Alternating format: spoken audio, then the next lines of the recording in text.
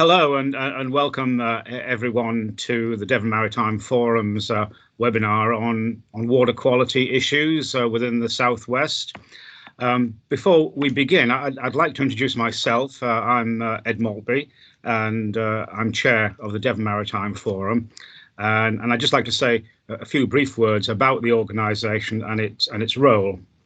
The DMF is a partnership organisation with the unique role of bringing together diverse organisations and individuals with a stake or interest in the marine and coastal issues within Devon and more widely in the Southwest.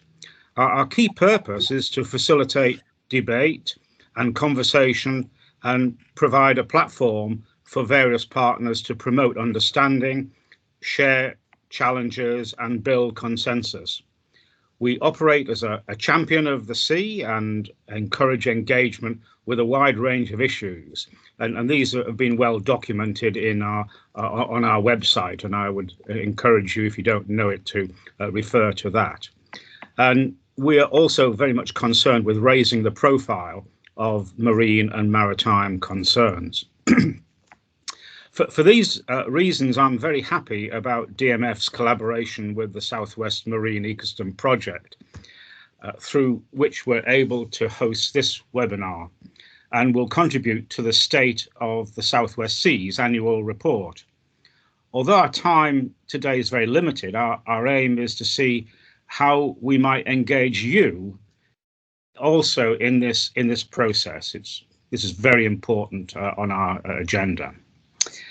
The topic of this event is water quality and will involve an update on water quality issues which have arisen over the past year, information about available data, monitoring techniques, the growing importance of citizen science, and the associated campaigning over what has become an increasingly controversial and politicised issue. We'll hear first from Dr. Laurence Couldrick, who is CEO of the West Country Rivers Trust, followed by an open discussion with attendees kindly facilitated by Dr. Ross Brown from the University of Exeter. The event is hosted by DMF and has been prepared by Steph Harper-Chung and Susanna Dusha, who are working on behalf of the DMF. Just before we begin, a few words of housekeeping. This meeting will be recorded and later uploaded to the Southwest Marine Ecosystem's YouTube channel, along with all the other webinar talks. During the discussion, you will have the chance to contribute your ideas and post questions either through the virtual hand raise or in the chat. So if I can please ask everyone to remain on mute until then, but your cameras can remain switched on. We'll aim to finish at 2, and I'll now hand over to Laurence Couldrick to kick us off. That's great. Thanks for that, Ed. And it's great to be invited here. It's great to be able to talk about some of the issues we face in the Southwest and the state of our water quality evidence that's out there. So can everyone see that screen? Yes, we can. Brilliant. So we all know that the I was asked to give an overview of kind of what's changed over the last year, and in terms of water quality, in terms of some of the pressures, not much is probably the answer within a year. There's whilst there's lots of work that's been done, the pressures that are out there are still significant. So we know that kind of the impact of the land has a big impact on our rivers, our estuaries, and our seas. And when we look at some of the things that's driving that, we know that climate change is exacerbating this kind of hotter, drier summers. But when it does rain, that rain is usually more intense in its nature. So we get these kind of flooding events, we've got these droughts events, and we're also getting sort of the water quality issues that come with that. We know, and I presented this last year, our catchments have changed in their nature, and they used to have lots of small fields with relatively low levels of nutrients, low levels of compaction, and there were less homes in our environment. Now we've simplified the drainage pattern, we've added more nutrients, we've added more compaction, we've added more homes and all the sewage infrastructure that goes in with that, or lack thereof. And what that means is, instead of our catchments responding to rainfall events in a slow and clean way, where we have kind of not too much flooding, not too much pollution, not too much in the way of drought, we're now seeing sort of quite a lot of areas where we get this quick and dirty response, leading to muddy floods, lots of issues with pollutants, overwhelming of things like combined sewage overflows, and as well as the issue of there's less water in the system available for those summer months.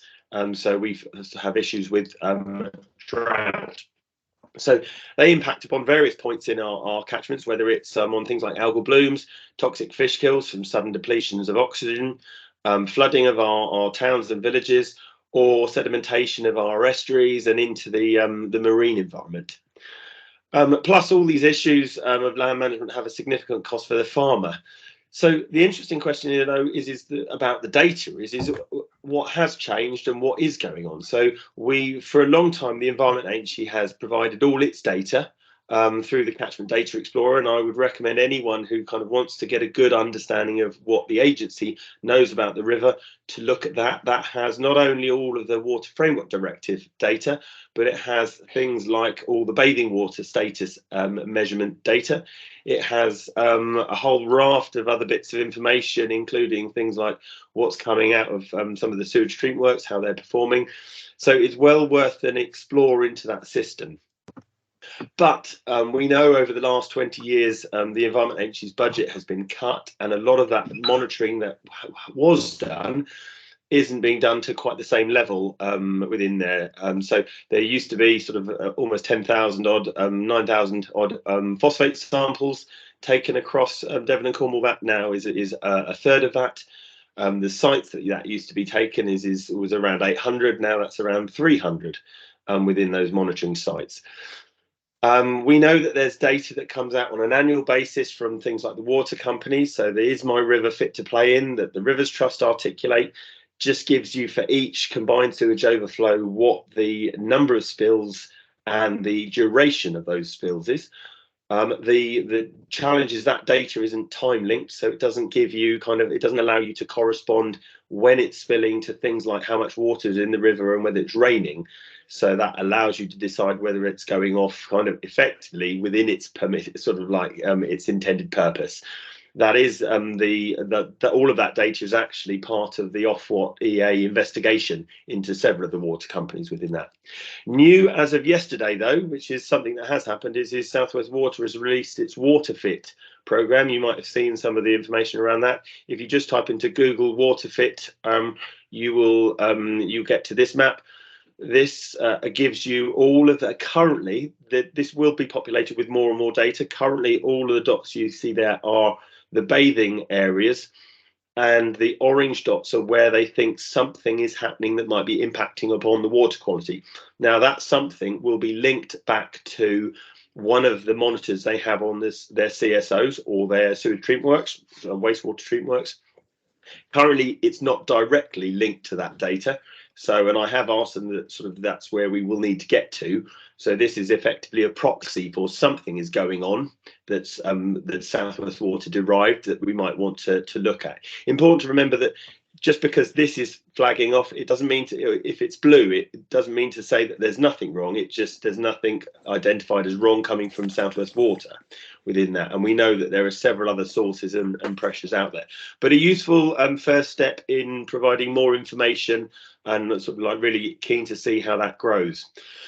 But one of the other things that's been growing dramatically is the citizen science investigation work. I spoke about this last time. We're still increasing the amount of people who are out monitoring, whether that be the 4 things that we're asking them to monitor, like turbidity, total dissolved solids, temperature, and phosphate.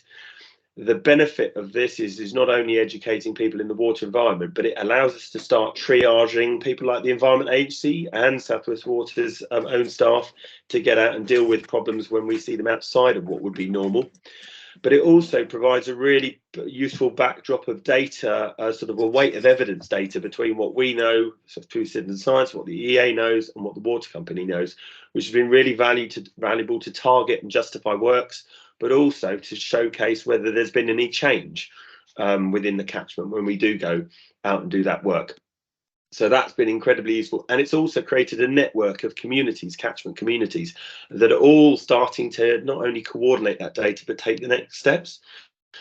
So the growth in that scheme has been quite significant in the last few years. I think that's basically triggered by lockdown, people becoming more interested in the environment, but you won't have failed to notice the huge uplift in public anger, frustration, irritation at the state of our rivers. So in 2020, we had about 150 odd people sampling, around sort of 1,000 samples. Sort of in 21, that went to about 300 people sampling with about 3,000 samples. And this year it's about 400, or 2022 just gone, is about 400 people sampling. This is constantly sampling, taking sort of almost up to 5,000 samples. And we're already sort of well through sort of increasing those numbers into 2023. So it just shows you the level of interest on our catchments, to the point where it's actually quite challenging to keep pace with equipping them and training people. This is kind of where those samples are coming in from. So sort of we've got good coverage, but not as much coverage as we like. So we still are trying to grow this team. And we've also been sort of doing more and more scorecards where we analyse the data for communities. And we just today found out that we've been successful in a bit of funding that will allow us to develop what we're going to be calling CSI community analysts. So that's people within the community that can analyse this data as well. So and as well as drawing in things like the Environment Agency data and other third-party data to kind of really get to grips with what's going on in their catchment.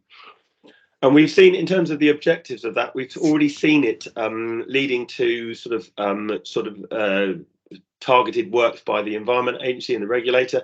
This is just an example in North Devon with a quite a high total dissolved solid reading coming from a milk manufacturer up there, a cheese manufacturer, I mean. Other examples are linked to things like South West Water and their discharge points. And then we've also seen on the Tamar, the citizen science data led to the Environment Agency doing their own prosecutory monitoring or enforcement monitoring, which led to a £1.5 million fine with Saputo, who own Cathedral City.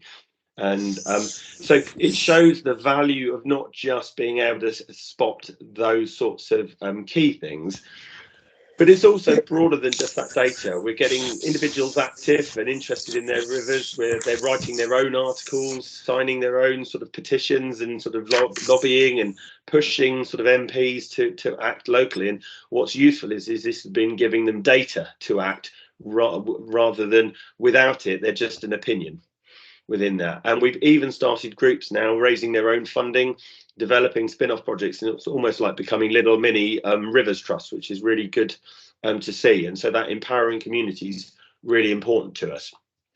So kind of in summary, we do need more and better joined up monitoring and more integrated working, really, to create these resilient catchments and the resilient communities. So I just wanted to end by saying, if anyone's interested becoming a citizen science, just go onto our website or search for West Country Citizen Science Investigations, and all the information's there. But thank you very much.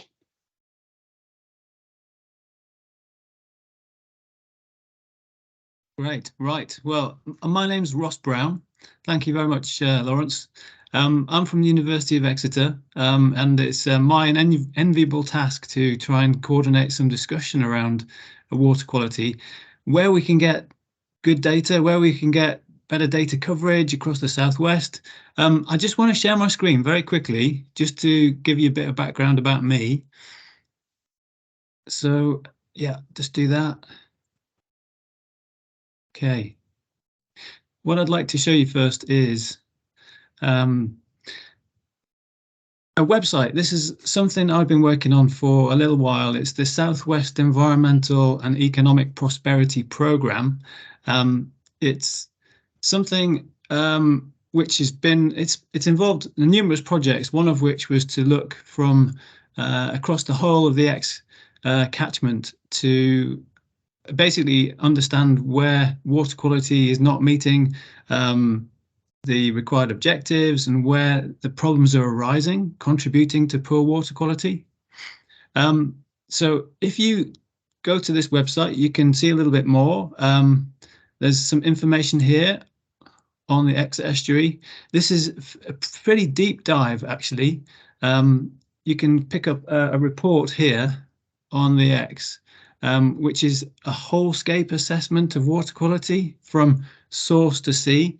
And the thing I really wanted to highlight here is there's a number of data sources in this document.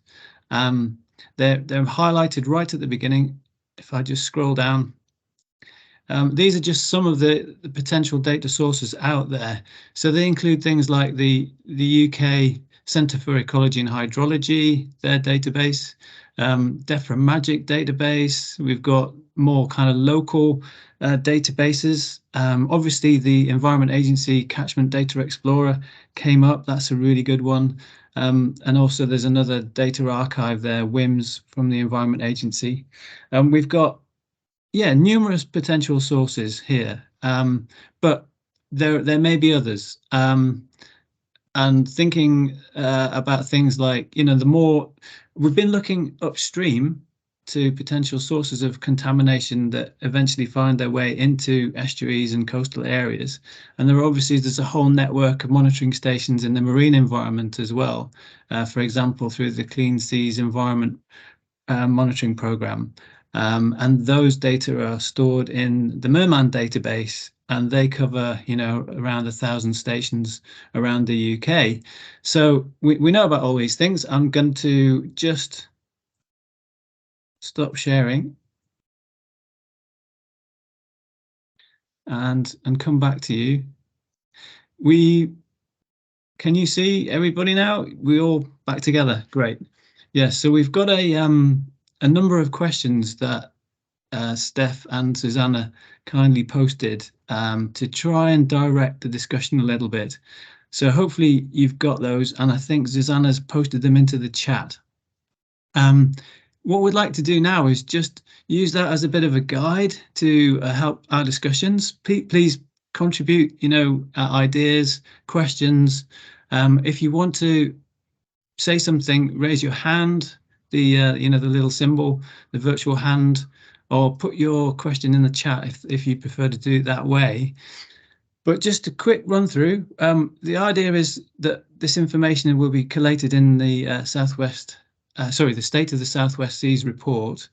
And we'd like to basically identify data sources on chemical and microbiological water quality. We'd like to understand, what techniques were used. That might be, official Environment Agency sampling procedures, or it might be citizen science approaches. And then, what are the water quality parameters? What are the trends that we've seen? We're obviously looking at a more recent update for the last year or so to see how, where changes have been made. And we'd like to, understand how those data relate to benchmarks, to environmental quality standards, for example, to help us understand what the status is and to prioritize interventions to basically safeguard the environment and human health.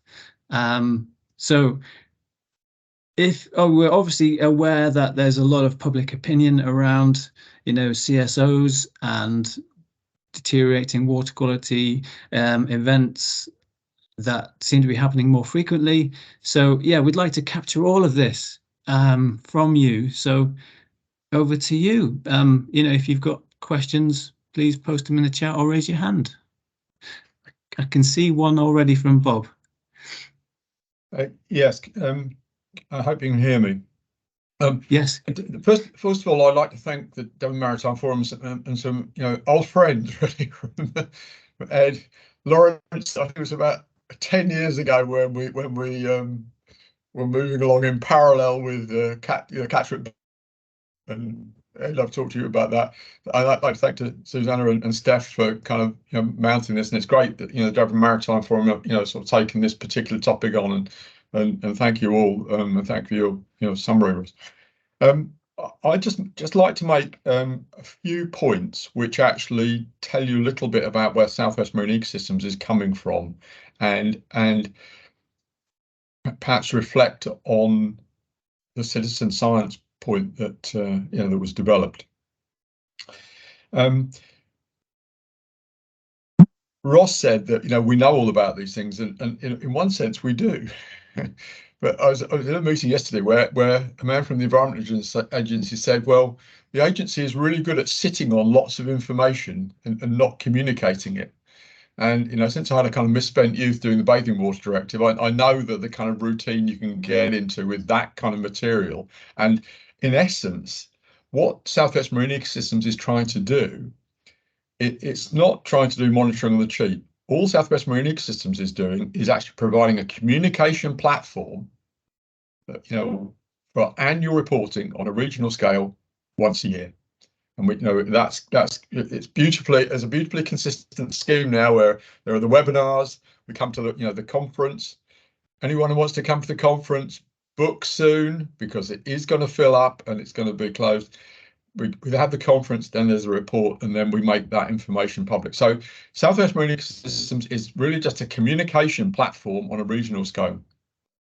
And it looks like we may well be getting some significant money to apply what we've called the Southwest Marine Ecosystem model to other English regions. Okay, so this will relate very much to what you guys are doing on land sea interface stuff in other parts of the country. So I think it's important to kind of get that point out. I've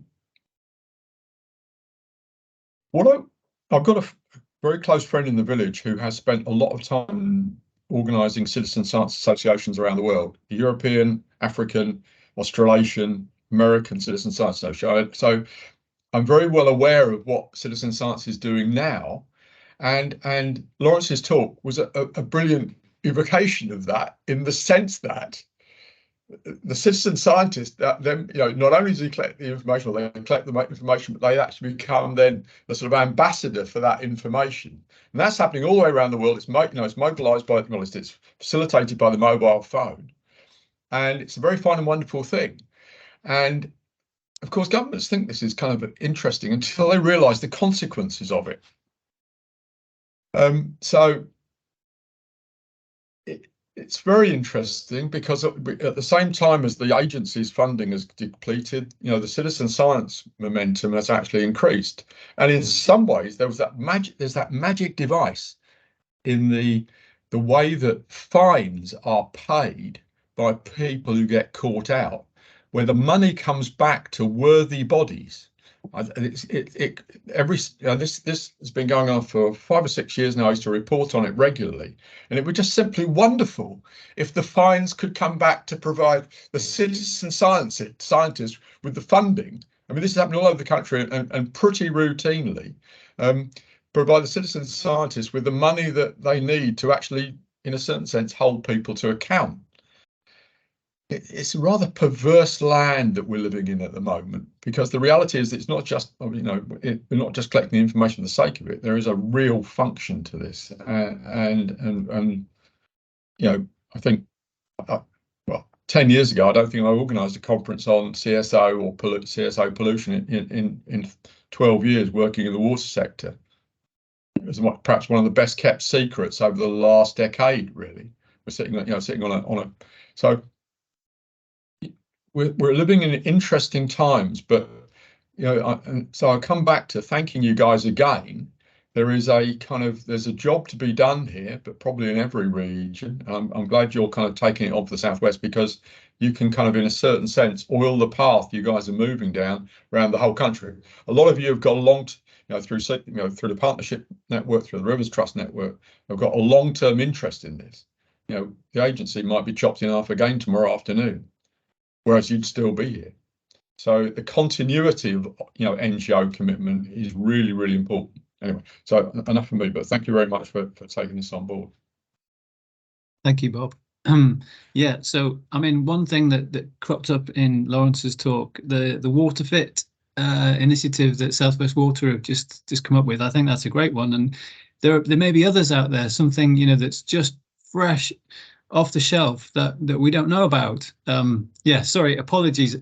I didn't say that we knew everything. We certainly don't. And that's the reason for this meeting, really. So if anybody can put their hand up and just, you know, raise something, some new little golden nugget that perhaps you've just come across, and share it with the rest of us, that would be wonderful. Or if you've got any questions about the talks or the questions that we've already posed to you, again, just put your hand up. And yes, Laurence. Yeah, well, it was just to add in, sort of like I didn't cover in the talk, but actually we've also just got a bit of funding through the Championing Coastal Communities Fund to extend look at how we extend the citizen science from the freshwater into the estuary and marine. And so it's, I think one, and the reason I say that is kind of, if anyone's interested, please come and talk to us about that. But also, I think there's this issue of kind of, this is the Southwest marine ecosystem, and we know a big part of the marine ecosystem's impacted by the catchments and the way that the land's managed. But it's always too challenging to pull everything together in one partnership, one approach, or what have you. But it's just around having these spaces where you know who you would go to.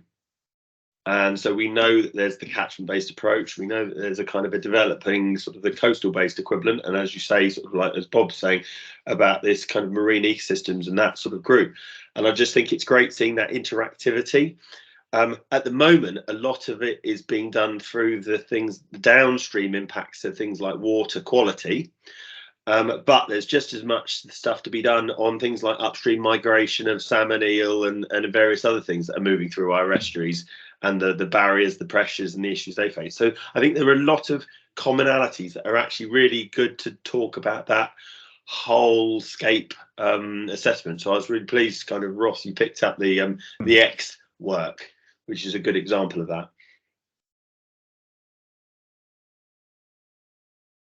That's great. Any more questions from the floor? Okay, so we've got Ian first. I think you just nudged ahead there, Ian, and then Karen afterwards. I think in terms of data, somewhere there certainly is a knowledge gap, is in terms of trace pollution. And obviously, CSI schemes are fantastically useful. Of course, we've got to make the most of them in terms of how we use the data and how broadly we can develop them, but clearly they only measure fairly straightforward, easy to measure gross parameters. It's definitely true that trace pollutants can have very, very significant effects on the water quality of rivers, estuaries, and coastal waters, and therefore I think it's very important that we're mindful of trying to develop and keep right on top of emerging techniques for giving us more information about, for example, pharmaceuticals, veterinary medicines, very therapeutically active compounds by design, which clearly can have big ecological impacts. And so, you know, that kind of monitoring is a lot more expensive. It's not readily amenable to citizen science at the moment, but that's definitely an area that shouldn't be overlooked. I think that's just a comment, really. Yeah, no, it's a really important one. Thank you. Does anyone want to come back on that briefly before going to Karen? Okay, so we'll just go to Karen then. Karen, do you want to make your point? Yeah, thank you very much. I was really interested to hear from Laurence about the citizen science stuff and the potential of extending into the marine and estuarine. Sorry, I've got a terrible cough today. If that is possible, and my plea would be that you start collecting nitrogen data in the freshwater, and that you continue to collect phosphate when you do go into the marine environment, because I work at the Environment Agency, and it's all connected. Everything we put in the freshwater eventually is going to find its way down to the marine. And so personally, I think we've had this huge mesocosm Europe-wide experiment where Underwater Framework Directive, where we're limiting phosphate in freshwater and nitrogen in the marine waters, and who knows what that's doing, except that it's surely changing the ratio of nutrients going downstream. Do you want me to come back in on that, Ross? Yes, that would be great if you could. So yeah, I mean, absolutely, that'd be really good to do. I mean, what would be really useful is if you could send me an email afterwards. So I'm just Laurence with a U at wrt.org.uk. I'll knit you together with Nicola, who's kind of in charge of that program, and so it'd be really good. I mean, because that's part of the project, to try and understand what parameters, why we'd take them. I mean, the whole of citizen science, the way we're approaching is about trying to have the broadest offer that we can, so that we have the most amount of people kind of looking at it, because what we're really interested in is spatial density. So I mean, it's always easy to collect kind of more and more complex data, and it becomes really helpful to do that. But at the moment, this is kind of a broad net to understand. Now, what we've seen is it's been enough to then trigger us to, especially when communities really come on board and start working collectively, that we can start giving them sort of more complex monitoring probes or more complex monitoring patterns, as well as kind of pulling in further analytics, to the point where one of our communities, we've kind of given them a kind of a more expensive probe that monitors every 15 minutes. And actually what that's uncovered is that at 10:30 in the morning, every morning, there's a spike of total dissolved solids. So obviously someone's got an automated tank that they're flushing or doing something. So we can now start saying, right, okay, we've uncovered something. Now we'll chase it down and have a look in more detail. So, but yeah, if you could send me an email, I'll knit you together with Nicola and we'll make that happen. That's brilliant. Could you just give me your email address again? I didn't get it quite written down. Yeah, Laurence with a U, so LAURENCE at wrt.org.uk. Brilliant, thank you. That's no worries. Brilliant. Yeah, so I think those citizen science, those measurements that you've got, they're really quite robust, aren't they? Because they're instant readout, they're kind of standardized. I think, you know, basically it's a very repeatable set of readings that you can get from those. So it's just raising that issue around data consistency and quality, but I think basically that's covered with those robust.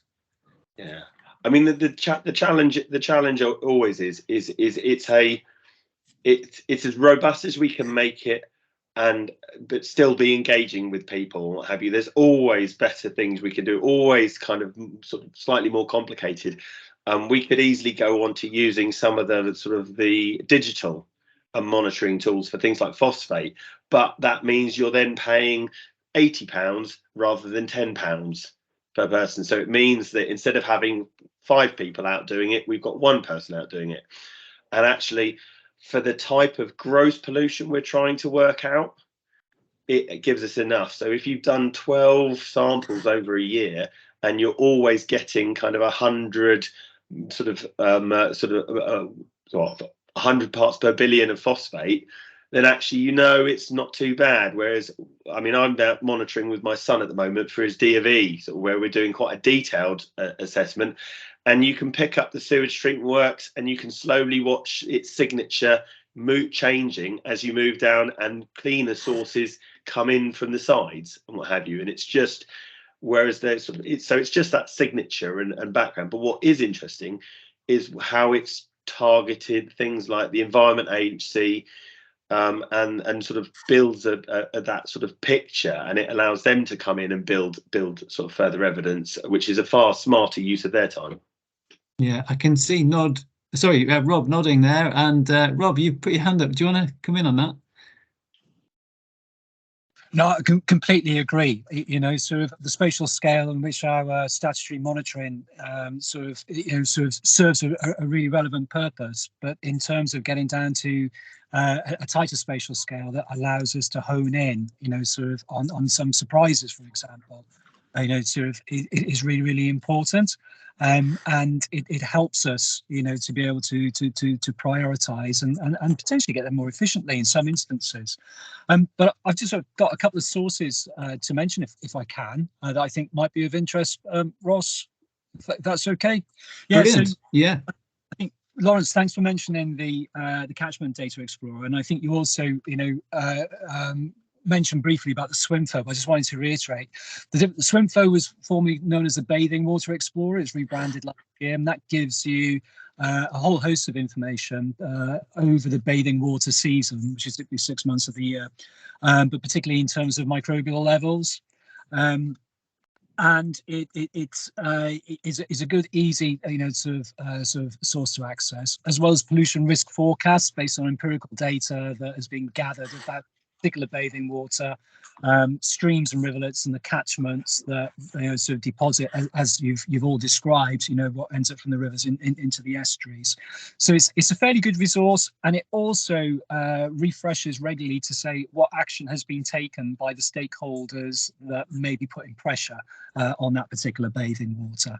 And I just couch that with, of course, that's against a bathing water standard. It's not a full indication of the ecological health of the overall coastal or estuarine water body, but it gives part of the story, and so worth a look at. The second source of information then is looking at the amazing catchment partnership projects that are taking place.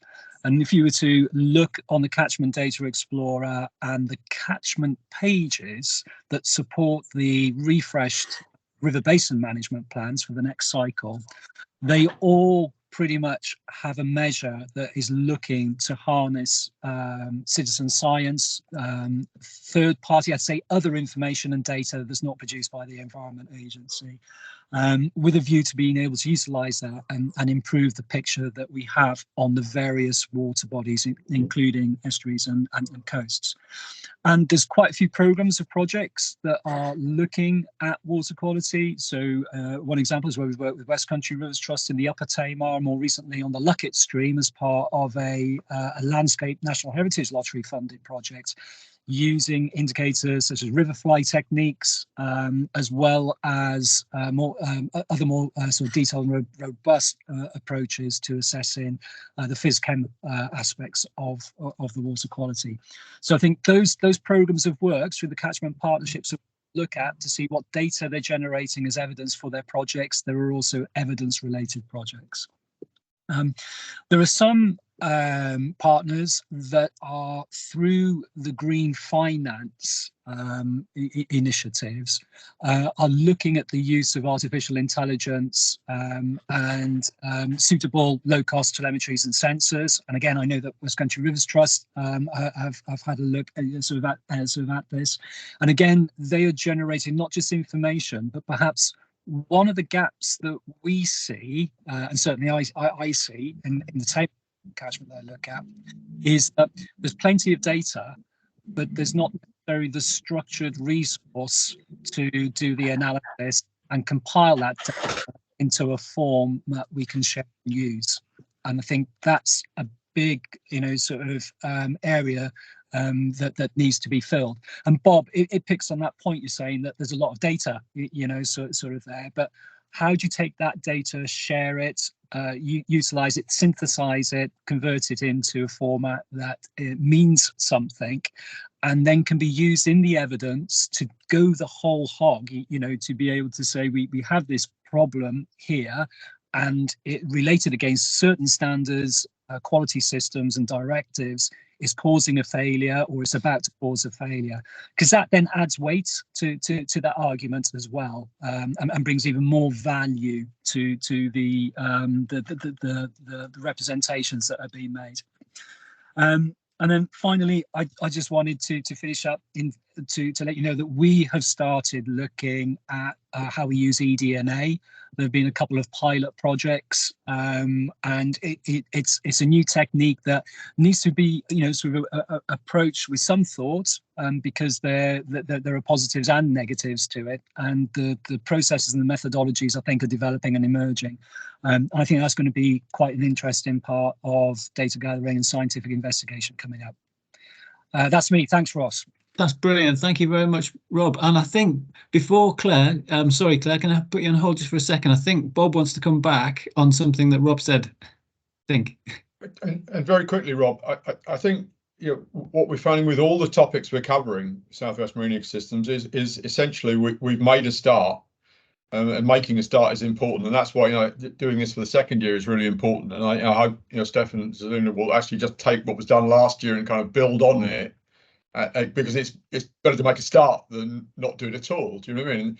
Because the challenge of annual reporting is actually quite challenging. We're not trying to we're trying to report on what's going on, not trying to put any new programs into it. So that, and just one minor, I say about eDNA. One of the things that we're finding is there are a number of species in the estuaries, in particular, bream, like Couch's bream, gilthead bream, quite a lot of blennies and things that have probably been there for a very long time, which seem remarkable in many ways. But eDNA would actually help sort out how resident they are. They're quite remarkable sightings. Do you know what I mean? It's just but we are. Like I say, we're making a start, and this is going to evolve. It's by no means in any state of kind of completion. We've got a report on reporting annual change coming out. Fantastic, thank you. Yeah, I think the prospect of real-time data via telemetry, obviously it gives you big data, and then it gives you a big problem in analysing and making sense of those data. Claire, do you want to put your point forward, and then we'll go to Ed. Yeah, thanks everyone. Just something that's happening in our area, so that's the Foy Estuary in Cornwall.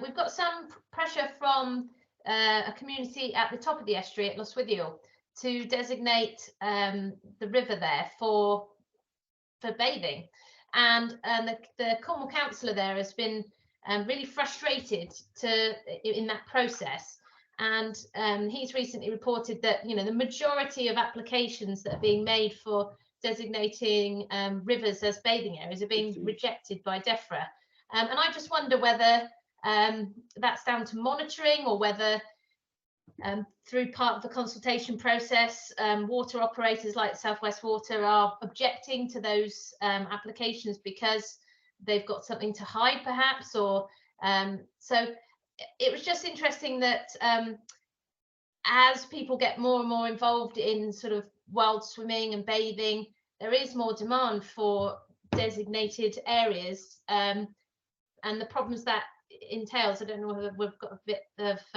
Laurence, you want to feedback? Great. Yeah, so I was down at Calstock at the weekend for an Extinction Rebellion event that they wanted sort of like a Rivers Trust perspective on, and they've just had their application rejected as well. So the way, and no one's had any feedback yet from any of kind of the rejections that they put in from DEFRA directly, but the main things that they push back on are the infrastructure in terms of parking and toilets.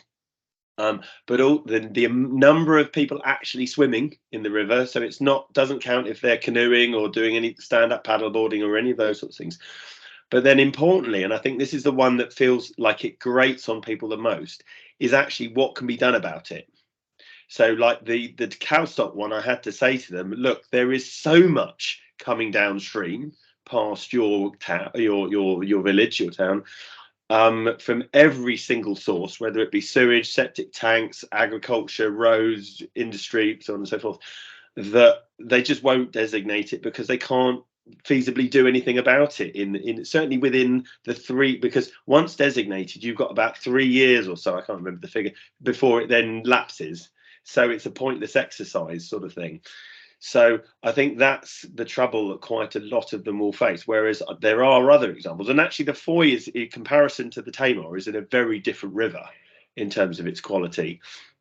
So it's kind of, that's where I'm seeing the pressure. But as I say, you'd have to pick up DEFRA directly for that response. Okay, great. Thanks. That's a great point. Ed, you're up next. Oh, you're muted.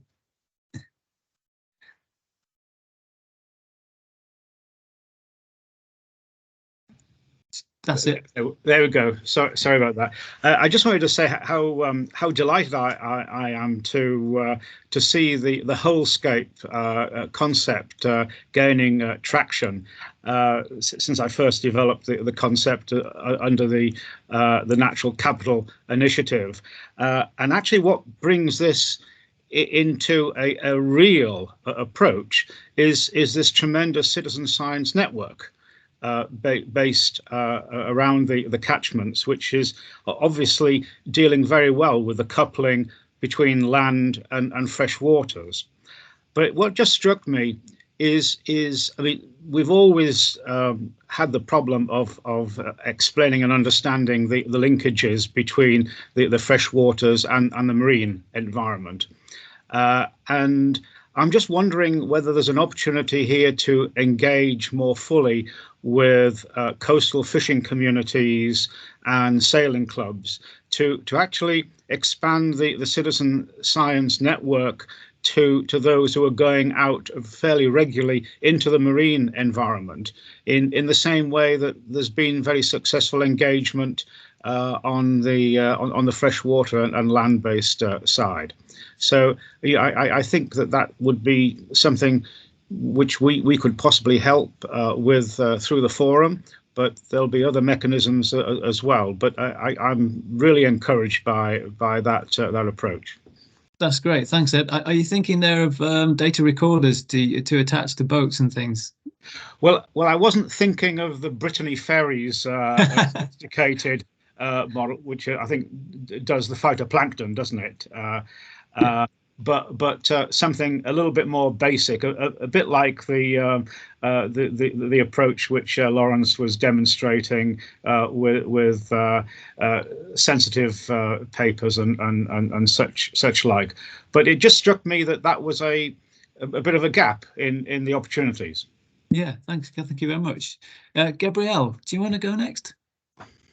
Yes, I was just coming back to Claire and Laurence on bathing waters. I work in the Environment Agency as a bathing water lead for Devon and Cornwall, and I just wanted to comment on the policy and stuff like that, and how a lot of them from DEFRA got thrown out because of bathing water numbers. That's what we've been told, but I would definitely plug this as a point, as anything you get pushed back on from local councils. If you're in a local council, you're a bathing water community, push all those points back up to DEFRA, because that's the only way we're going to see these kind of designations change in the future. And obviously for the Environment Agency side, we deal with the monitoring of that stuff, but we don't deal with the designations. And so I would like to kind of push that. If you want to see those things change, that's the only way it's going to go through, is through DEFRA.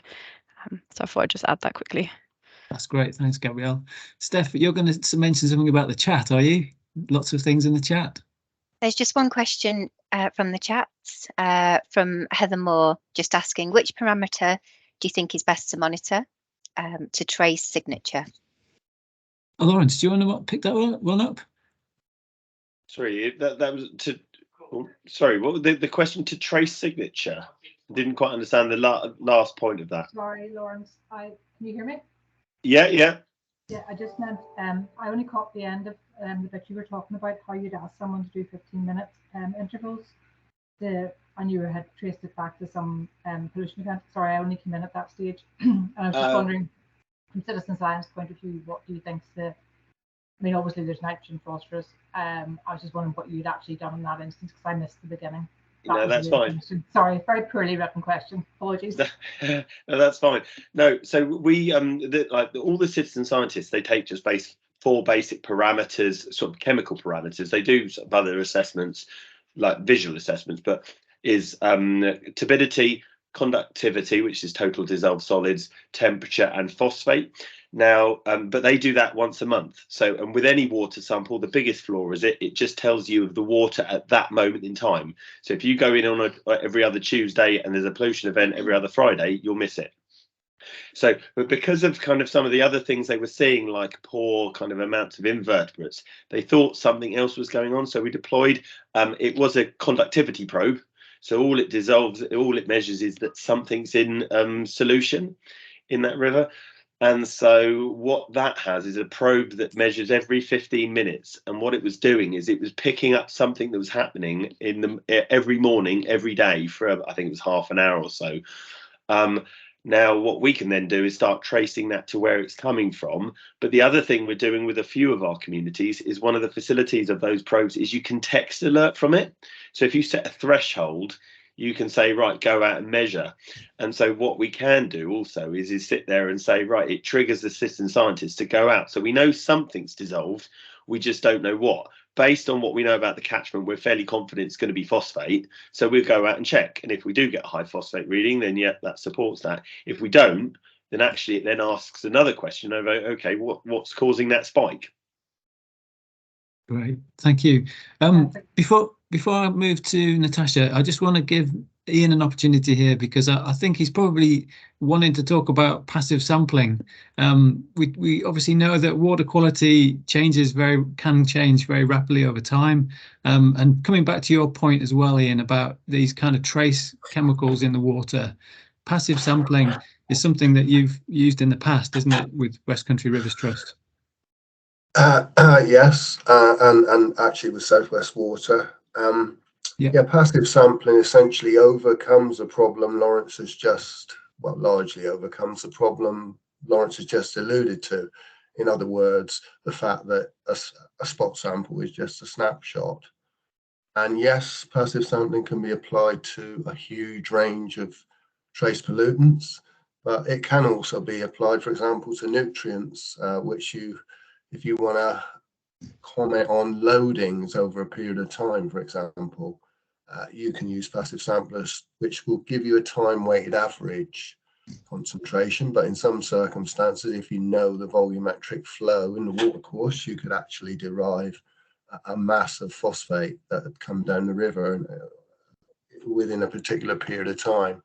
But that is the big thing about passive sampling. You can use it to get ongoing information about loadings, get time-weighted averages, but it's very powerful too for screening watercourses for huge cross-sections of pollutants. And that's kind of what I was alluding to before, that we know there are vast numbers of chemicals out there. I think, well, you get different estimates, but at least 150,000 anthropogenic chemicals that are being used globally, and obviously a lot of them in the UK.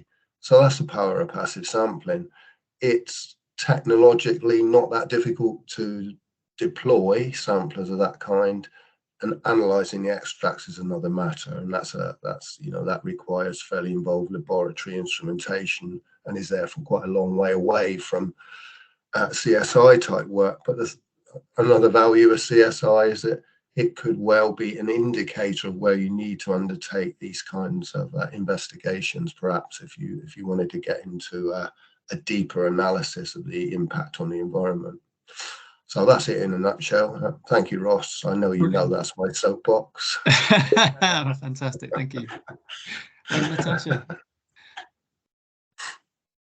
Hi, I'm from Prospect Brixham, community interest company, and we are working on a project around data in a hyper-local area, 3 kilometres radius from the centre of Brixham.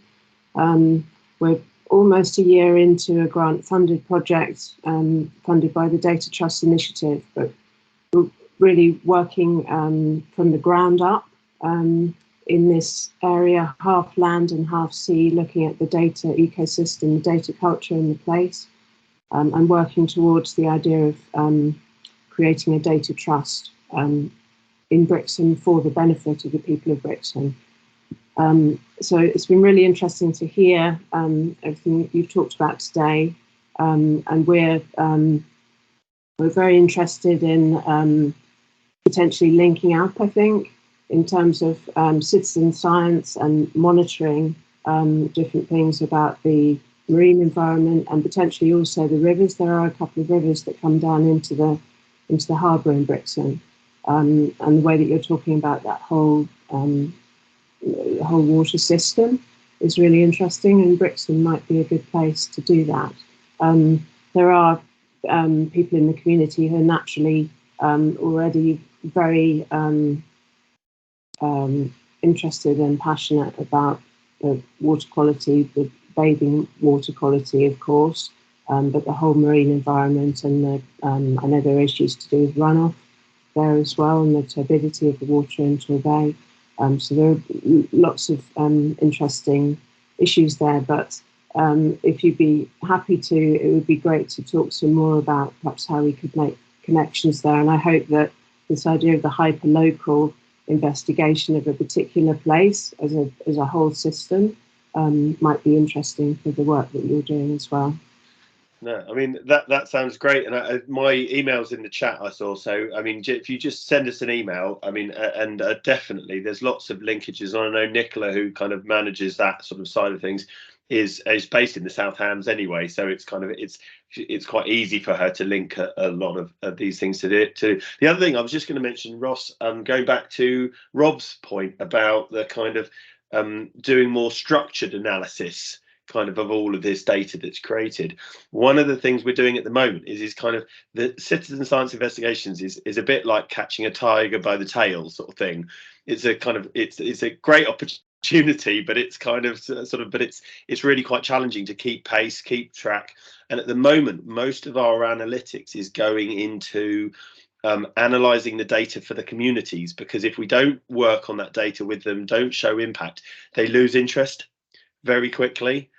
And so, but this is why we wrote this bid to do sort of community analysts and get them doing it, because that frees us up to do sort of river basin level and sort of catchment level assessments of not only our own data, but pulling in everyone else's data to do effectively an equivalent the state sort of southwest rivers assessment sort of thing, the state of our data for the rivers.